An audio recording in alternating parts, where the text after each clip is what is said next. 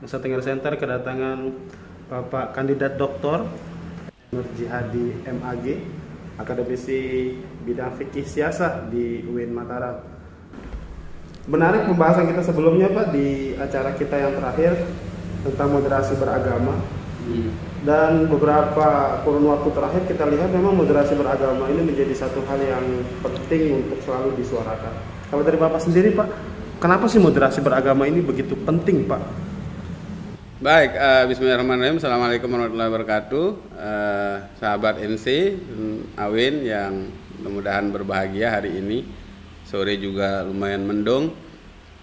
Singkatnya memang moderasi beragama itu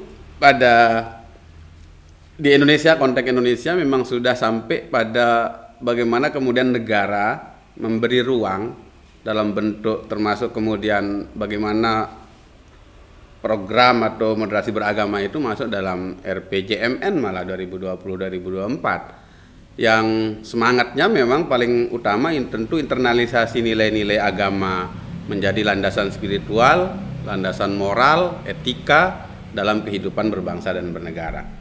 Kemudian yang kedua adalah bagaimana bangsa Indonesia ini menghargai keragaman agama. Termasuk dalam itu adalah tafsir kebenaran ajaran agama serta tidak terjebak pada apa yang kita sebut sampai hari ini adalah ekstremisme, intoleransi dan kekerasan. Nah, moderasi beragama pada diksi moderasi beragama itu bukan berarti upaya memoderasi agama, bukan upaya memoderasi agamanya itu, tapi beragamanya. Ya, secara intrinsik maupun ekstrinsik itu maksudnya itu bagaimana memoderasi pemahaman. Bagaimana memoderasi pemahaman, kemudian pengetahuan, sikap dan pengalaman umat beragama itu sendiri. Jadi perspektif keluaran dan keluasannya itu bisa kelihatan. Ketika pada ranah internal, maka moderasi beragama itu tidak pada ranah itu. Karena ketaatan, keyakinan, kemudian fanatisme beragama memang dibutuhkan secara internal. Tapi begitu keluar, perspektif keluaran, eksternalnya, maka dia akan menjadi formula dalam langkah bagaimana moderasi beragama itu ekspresinya adalah dalam bentuk bagaimana pengamalan agama dalam konteks tidak toleransinya ada di situ, kemudian semangat bahwa agama mengajarkan tentang bagaimana pemahaman, pengetahuan, sikap dan pengamalan keagamannya itu menjadi tidak ekstremis. Itu yang substansi sebenarnya. Dan itu sekarang menjadi program prioritas malah dalam konteks Indonesia. Bahwa itu menjadi program dan beberapa perguruan tinggi termasuk mungkin UIN Mataram dan lain sebagainya sedang rata-rata memiliki rumah moderasi beragama dan lain sebagainya. Semangatnya ada di situ sebenarnya konteks moderasi beragama itu. Berarti kita ngomongin moderasi beragama ini tentang kedamaian orang-orang yang beragama itu sendiri tadi Pak? Iya, dan yang paling yang paling penting dipahami itu adalah bahwa moderasi beragama itu kalau diksinya atau ada konsekuensi nih, ada oposisi biner. Ketika bicara moderasi beragama maka kita bicara ada potensi ekstremisme dalam beragama. Makanya kemudian dipilah.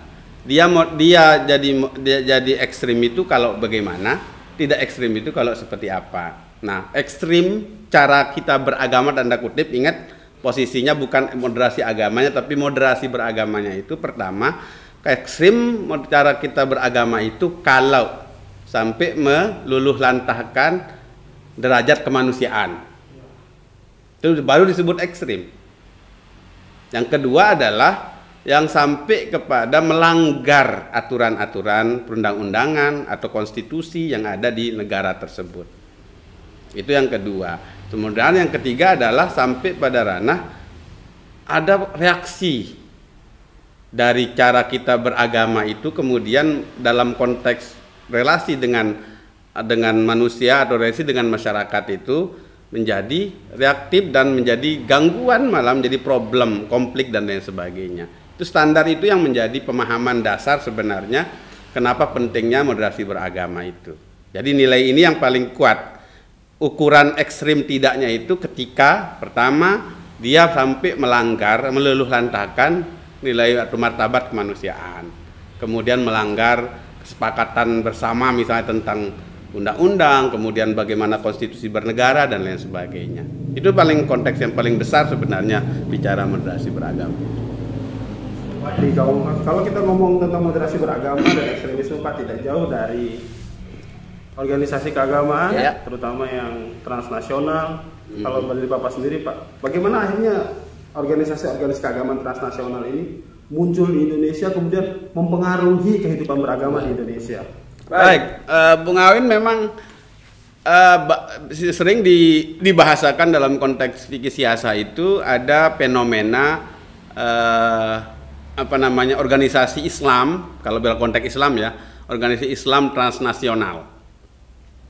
Yang paling besar mungkin yang hari ini di semua belahan dunia memiliki organisasi itu, artinya ada pergerakan organisasi itu seperti Ikhwanul Muslimin, kemudian Hizbut Tahrir, dan termasuk beberapa yang paling kuat kalau bicara konteks politik itu adalah banyak yang termasuk Ikhwanul Muslimin dan Hizbut Tahrir yang paling populer lah. Yang ma'ruf, yang paling dikenal itu yang dua ini memang sudah menjadi bisa digelari lah organisasi Islam transnasional. Nah, ini kalau konteks fikih siasah, maka ini yang kemudian pergerakannya memiliki manhaj tersendiri. Manhaj politiknya, ada yang perjuangannya khilafah dan lain sebagainya, itu ada muncul gara-gara punya manhaj seperti itu.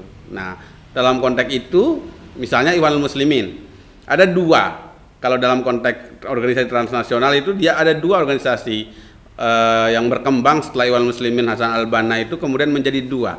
Ikhwanul Muslimin atau sering disingkat IM, Tarbiyah atau Tarbawi, kemudian ada IM Jihadi. Ikhwanul Muslimin Tarbiyah, Ikhwanul Muslimin Jihadi. Nah, yang dalam konteks politik Islam, saya kira yang paling representatif itu tentu hari ini adalah yang Ikhwanul Muslimin Tarbiyah. Kita tidak bisa memungkiri misalnya perjuangan mereka itu sangat luar biasa kalau di Eropa, kemudian di wilayah-wilayah Maghribi, Balkan dan lain sebagainya, itu memang mereka berjuang untuk itu dan hasilnya bisa Anda nikmati hari ini. Bagaimana kemudian kalau Anda bisa searching Google macam-macam, berapa sih senator muslim di Kanada, Prancis, Inggris dan lain sebagainya, itu memang dari basis pergerakan organisasi transnasional seperti Ikhwanul Muslimin inilah yang memproduksi itu. Karena pilihan yang tarbiyah ini memang lebih pada perjuangan parliamentary. Jadi misi perjuangannya itu sangat misalnya artinya masih on the track.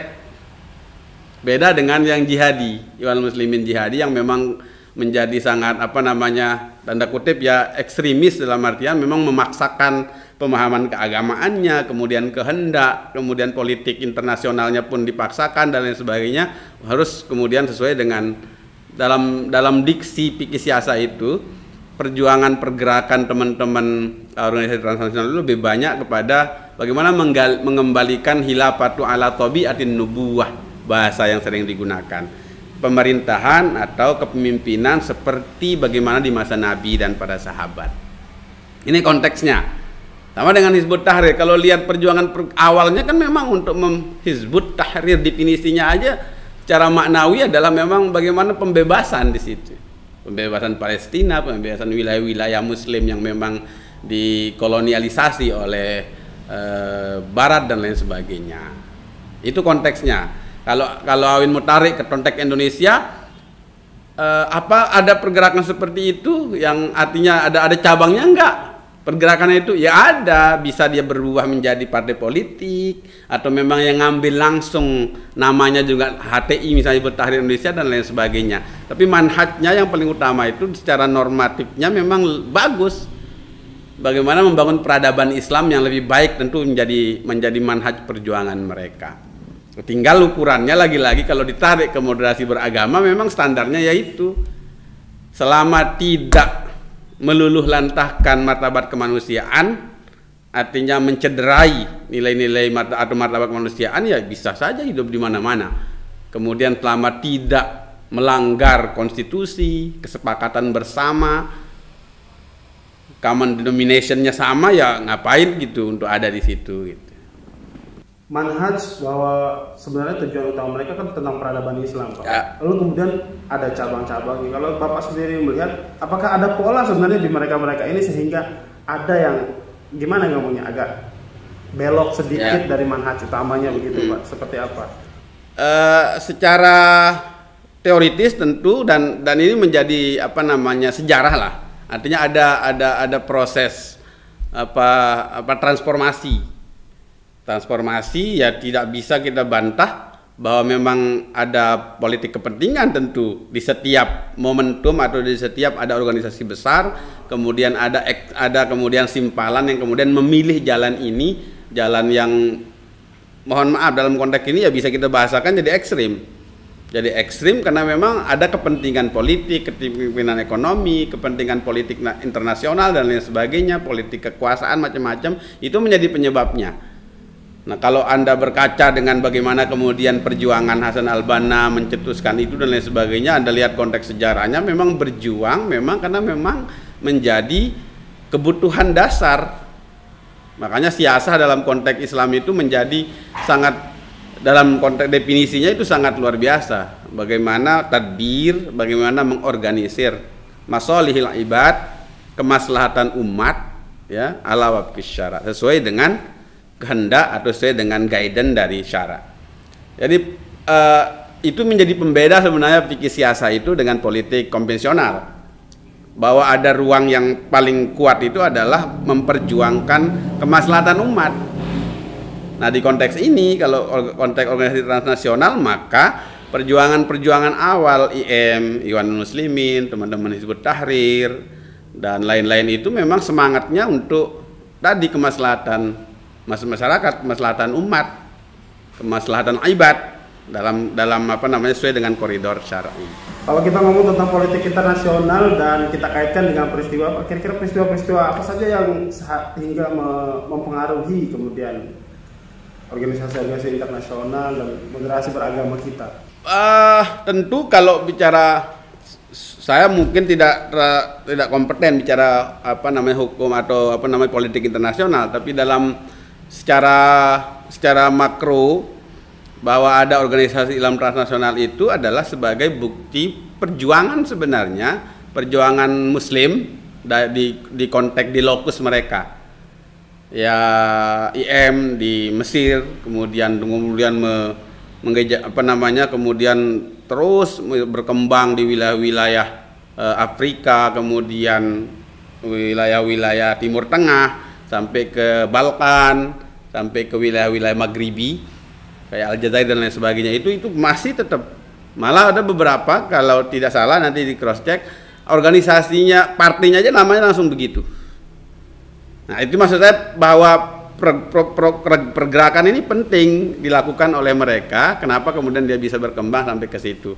Nah, kita tidak bisa lepas dari konteks sejarah lagi-lagi, bagaimana kemudian apa namanya imajinasi terhadap Islam politik yang dari masa sahabat, kemudian ke dinasti Umayyah, dinasti Abbasiyah, sampai ke Ottoman, terakhir Turki Utsmani, kemudian yang membawahi atau wilayah kekuasaannya itu senegara Muslim sampai ke wilayah-wilayah Eropa.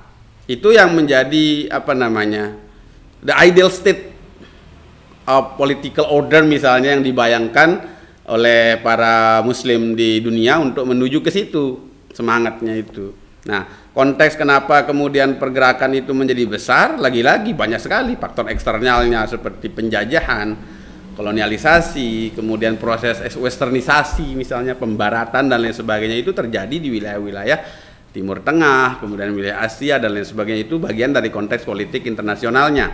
Makanya kemudian perkembangannya menjadi sangat signifikan karena memang kebutuhan dari negara itu sendiri, kalau bicara nation state, negara bangsa hari ini, itu yang terjadi.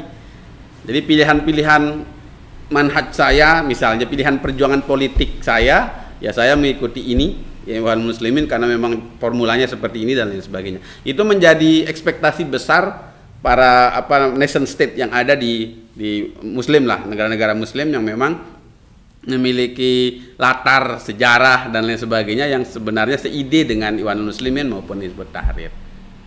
Itu. Kalau Bapak sendiri ngelihat euforia kita di Indonesia tadi di negara mana ya? Karena sekarang banyak sekali berbicara tentang jihad ke Palestina begitu. Apa Bapak ada melihat tentang politik itu sendiri di sana, tentang kepentingan itu sendiri, atau seperti apa Bapak melihatnya? Baik, saya kira relevan ketika bicara ada proses nilai ada apa? Secara psikologis kan empati itu bisa muncul sama Muslim.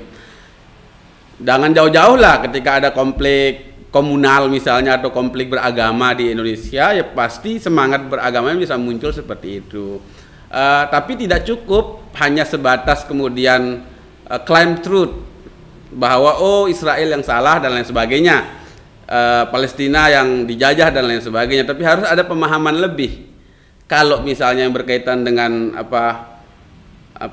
semangat membantu dan lain sebagainya, silakan, itu bagus sekali ekspresi cara kita beragama. Kita ini ikhwah bersaudara dan lain sebagainya, tetap itu kita bisa jalankan. Tapi butuh dorongan lebih kuat sebenarnya secara nasional. Kita harus nge-push, menekan PBB, menekan organisasi-organisasi bangsa-bangsa dan lain sebagainya untuk kemudian, karena dalam Islam itu yang dibayangkan itu ya kedamaian, tentu yang puncak yang utama. Kedamaian bagaimana berbangsa dan bernegara dalam konteks hubungan internasional, maka harus hidup berdampingan dan lain sebagainya. Jadi kita sangat harus apresiatif dengan semangat anak bangsa kita dalam konteks ini Indonesia adalah untuk tetap mensupport teman-teman Palestina.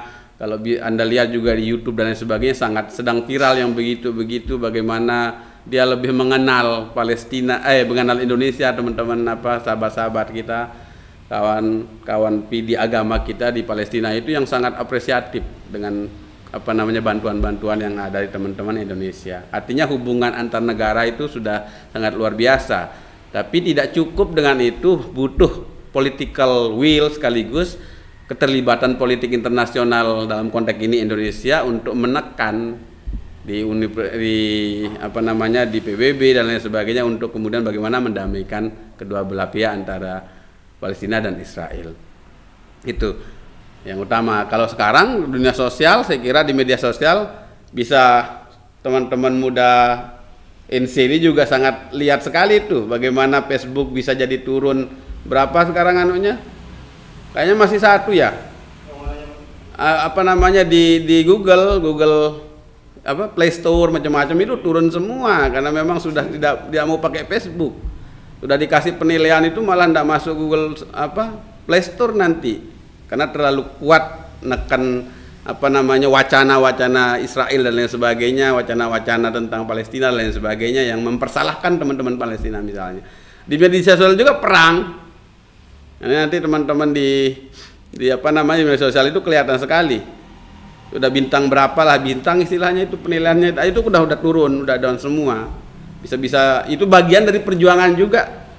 Kita anggap artinya trust, tidak percaya dengan formula atau cara negara-negara tertentu kemudian menginvasi negara lain itu yang tidak dibenarkan, termasuk dalam konteks bagaimana kita beragama gitu. Menarik itu bahwa kita sebenarnya bisa melakukan banyak hal di sekitar kita akhirnya untuk membantu Palestina, tidak selalu serta-merta tentang turun ke jalan atau pergi Palestina. Bahkan ada teman-teman saya yang bercerita ingin pergi ke Palestina. Hei, Anda jangan pergi ke Palestina dulu, skripsi saja belum lulus. Agama dan kecerdasan melihat lingkungan sosial ini menarik sekali, karena kalau kita lihat polanya kan Pak, orang-orang yang berkelahi atau bertengkar atas nama agama ini orang-orang yang mohon maaf pemahaman agamanya kadang dibilang memang agak kurang sehingga mereka terus berdebat. Kalau Bapak lihat sendiri Pak, pembenaran atas nama agama di Indonesia selalu semakin kayaknya tetap ada Pak. Faktor sebenarnya faktornya seperti apa sih Pak? Bagaimana sih itu? Ya pertama yang telah ukurnya atau postulatnya adalah bagaimana kemudian pemahaman dasar sebenarnya terhadap agama itu sendiri. Nah, dalam konteks Islam tentu ada hal-hal yang memang tidak boleh tidak. Itu jadi misalnya tentang yang ibadah-ibadah mahdhah, yang wajib, yang tanpa reserve, artinya tidak boleh didebatkan dan lain sebagainya. Ada yang wilayah-wilayah mahdhah, ada wilayah furu'. Nah, ini kayak pengajian jadinya ini.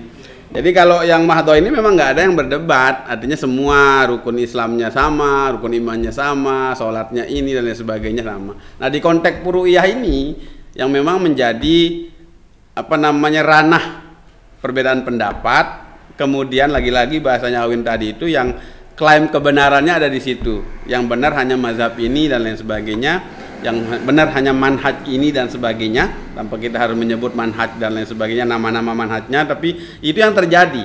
Padahal dalam konteks pokok-pokok Islam itu ya nggak ada yang berbeda.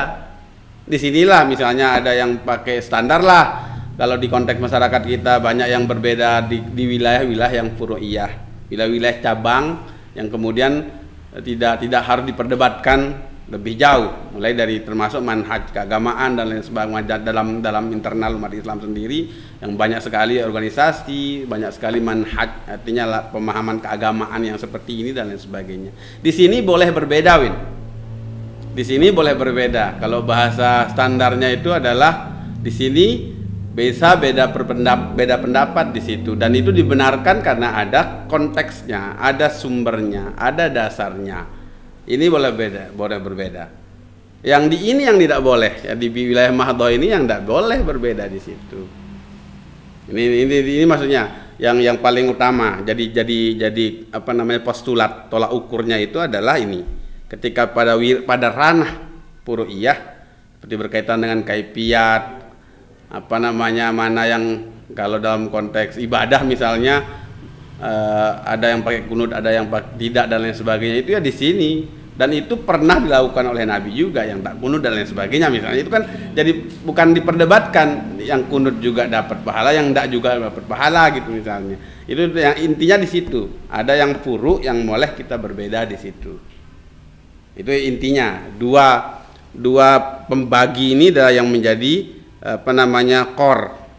Ketika wilayah mahdhah maka tidak boleh berbeda ada di situ.